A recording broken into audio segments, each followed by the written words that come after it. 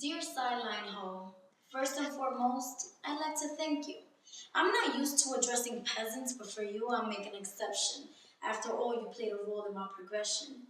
See, there are levels to this I wouldn't expect you to know, because the only position you know is that of a side piece whore, and I don't blame you fully, it takes two to boogie.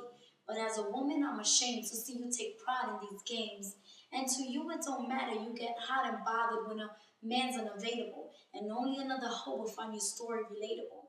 Exactly what's your title? I mean, a butterfly's your idol?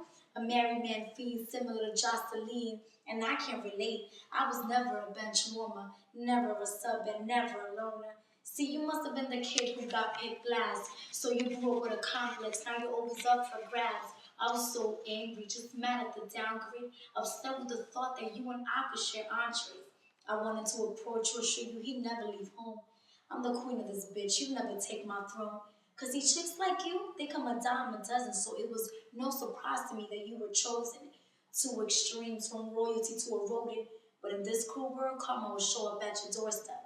It was all fun and games, you felt on top of the world, but then reality hit you, he was someone else's man. You weren't getting promoted, weren't moving up in the whole ladder. Back to square one, find someone else's partner. Must be whack to never be a priority. I don't know, maybe you should stop pledging in the Cuero sorority. And him, you can have all that, because what he did to me, he'll get it twice as bad. I'll make sure of that. Tu burla cuando por teléfono lo llamaba, but you knew to play your role and had to shut up when I hollered. Sat with your friends bragging about you, had my man, and since birds of a feather flock together, they applauded your whole tendencies and ways. You started from the bottom, and that's exactly where you stayed. I played the fool, he played it cool. But in matters of a real woman, I can take you to school.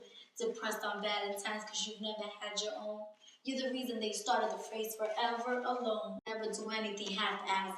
And all that you did, and you still couldn't get wifed. And you couldn't get a homie to leave me. So kudos to you and the fantasy you live in. Bird can't even wreck a home properly. You ain't shit, obviously. But to show you there's no hard feelings, I'll let you take notes. And when you're finally ready to come second to none, holler at me. I'll show you how to do this, hun.